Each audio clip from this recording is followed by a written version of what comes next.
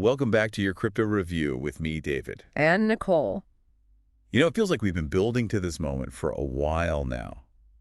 Bitcoin has officially blasted past the $100,000 mark. It's huge. It is huge. Today, we're going to unpack what this milestone really means. Like, what's the real significance of this? Exactly. Yeah. We've got some insightful analysis and some fascinating historical context to put it all in perspective for you. Yeah, what's particularly interesting is how this surge ties into the recent U.S. election. Oh, definitely. We've got a BBC article that really digs into this connection. Yeah, this isn't just some random pump. Right. It feels different this time. Definitely. Right. Analyst Dan Coatsworth From AJ Bell? from AJ Bell called this a magic moment. I love that. And honestly, that captures the energy perfectly. Yeah. Bitcoin hit a whopping $103,400. Wow. And that's sending shockwaves through the entire financial world. And you can't ignore the Trump factor here. Oh, the Trump factor. He's been super vocal about his vision for the U.S. to become a crypto capital, even calling it a potential Bitcoin superpower. Wow. That kind of talk coming from someone in his position definitely gets the market buzzing. It's not just tea talk, though. Right. He's actually putting things in motion. Oh, yeah. The fact that he plans to replace SEC Chair Gary Gensler with Paul Atkins, who's known to be way more crypto-friendly, is a huge signal. Absolutely. Like, is this pro-crypto wave going to continue to push Bitcoin's price higher? Yeah. Experts seem to think so. Yeah. Andrew O'Neill, who specializes in digital assets over at S&P Global, seems to think the new administration's crypto policies will really keep this momentum rolling. Interesting. And Mike Novogratz, the CEO of Galaxy Digital, is hoping for a clearer regulatory path, which he believes could be a game changer for mainstream adoption. But let's not forget, Bitcoin's journey has always been a roller coaster. Oh, absolutely. There have been some seriously sharp drops in the past. Oh, for sure. Even recently, remember the FTX collapse back in 2022? Oh. Bitcoin plummeted below $16,000. That was a brutal wake-up call for a lot of folks who maybe jumped in without really understanding the risks. Oh, yeah. It's such a crucial reminder that while the potential rewards can be massive, huge, you absolutely can't approach this with a get-rich-quick mindset. No. You got to be smart about it. Be smart about it. Exactly. A lot of younger investors are getting caught up in the FOMO, the fear of missing out. And unfortunately, some are losing money on meme coins because they're not making strategic decisions. That's why it's so important to arm yourself with the right knowledge and tools. That's where a resource like CryptoIsHere.live can be invaluable. It's designed to empower people in the crypto space if you're feeling overwhelmed or lost. Definitely check it out. Yeah, even with all the cautionary tales, there have been some seriously positive developments lately that are giving the Bitcoin community a lot to be excited about. Definitely like what? What's got you excited? Definitely like what? The biggest one has to be the SEC's approval of spot Bitcoin ETFs, right? Oh, yeah, the ETF. This has opened the door for major institutions like BlackRock, Fidelity, even Grayscale to offer Bitcoin-based products to a much wider range of investors.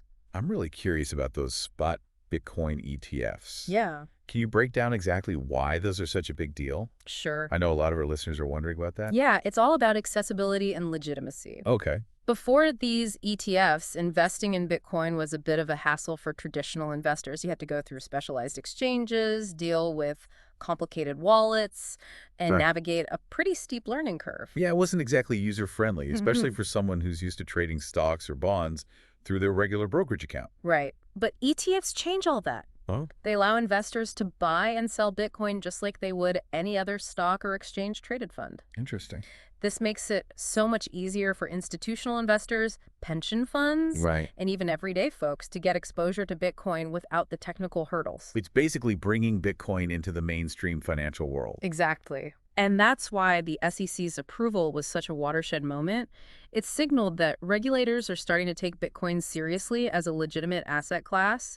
And when you have giants like BlackRock and Fidelity jumping in, it sends a powerful message to the rest of the market. It's like Bitcoin is finally graduating from its rebellious teenage years. I like that. And stepping onto the world stage as a more mature and responsible adult. That's a great analogy. And, with that maturity comes a certain level of stability. While Bitcoin will always be volatile to some degree, the influx of institutional money tends to have a dampening effect on those wild price swings. So maybe those gut-wrenching crashes we've seen in the past will become less frequent or severe. It's possible. Of course, we can't predict the future, and Bitcoin will always have its critics. For sure. But this growing institutional interest is a very positive sign. And what about the other side of the coin? We've talked a lot about the potential upsides, but let's be real, there are still risks involved. Hmm. What are some things investors should be cautious about? You always have to remember that Bitcoin is still a relatively new and unproven asset. Its value is largely driven by speculation and market sentiment, which can change quickly. We've seen how events like the FTX collapse can send shockwaves through the entire crypto ecosystem. Right. And regulatory uncertainty is still a major factor. Governments around the world are still trying to figure out how to classify and regulate cryptocurrencies, and any sudden changes in policy could have a significant impact on the market. And then there are the technological risks. Bitcoin's blockchain is incredibly secure, but it's not immune to hacks or vulnerabilities. And as the technology evolves, there's always the possibility of new and unforeseen challenges emerging. So it's important for investors to approach this space with a level head. Don't get caught up in the hype or make impulsive decisions based on fear or greed. Absolutely. Do your research, understand the risks, and invest only what you can afford to lose. And remember, there are resources available to help you navigate this complex landscape. Speaking of resources, if our listeners are looking for a reliable source of information and insights about the crypto world, where should they go? CryptoIsHere.live is a fantastic hub for all things crypto. They offer in-depth analysis, educational resources, and a community of passionate enthusiasts who are always willing to help. Great suggestion. So as we wrap up our discussion about Bitcoin's incredible journey to $100,000 and beyond, what are some key takeaways you want our listeners to walk away with? I think the biggest takeaway is that Bitcoin at $100,000 is more than just a price milestone. It's a symbol of how far crypto has come and the enormous potential that lies ahead. It's like we're witnessing a financial revolution unfold right before our eyes. Absolutely. And the thing is, it's not just about Bitcoin. This whole ecosystem is exploding with innovation. From decentralized finance to NFTs to the metaverse, it's all interconnected, and it's all moving at lightning speed. That's what makes this space so exciting. There's a sense that anything is possible, and the old rules no longer apply. We're literally building the future of finance, and that's incredibly empowering. I think a lot of people are still intimidated by crypto, though. I can see that. They hear all these technical terms and think it's too complicated or risky to get involved. What would you say to someone who's curious about crypto but doesn't know where to start? I'd say take a deep breath and dive in. There are so many resources available to help you learn the basics. Yeah. And remember, you don't have to be a technical expert to participate. Just start by learning about the different types of cryptocurrencies, how they work, and the potential risks and rewards. And don't be afraid to ask questions. The crypto community is surprisingly welcoming and supportive. Oh, yeah. There are tons of online forums, social media groups, and even local meetups where you can connect with other enthusiasts and learn from their experiences. For sure. And if you're looking for a one-stop shop for all things crypto, definitely check out CryptoIsHere.live. They've got everything from beginner's guides to in-depth market analysis. I love their website. It's so well organized and easy to navigate. It's a great resource.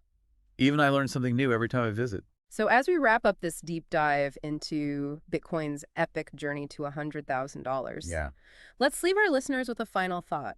Imagine a world where financial transactions are instant, borderless, and accessible to everyone, regardless of their location or economic status. A world where you control your own financial destiny, free from the constraints of traditional banks and institutions. That's the promise of crypto. It's a vision of a more inclusive, transparent, and equitable financial system. And while there are still challenges to overcome, the progress we've seen in just the past few years is truly remarkable. It's a reminder that the future is being built right now, and we all have the opportunity to be a part of it. So stay curious, stay informed, and let's keep exploring the incredible possibilities of this revolutionary technology together. Couldn't have said it better myself. Thanks for joining us on this deep dive into the world of Bitcoin and crypto. Don't forget to check out CryptoIsHere.live for all the latest news, insights, and resources. And until next time, keep on diving. Thank you for listening to your Crypto Review podcast.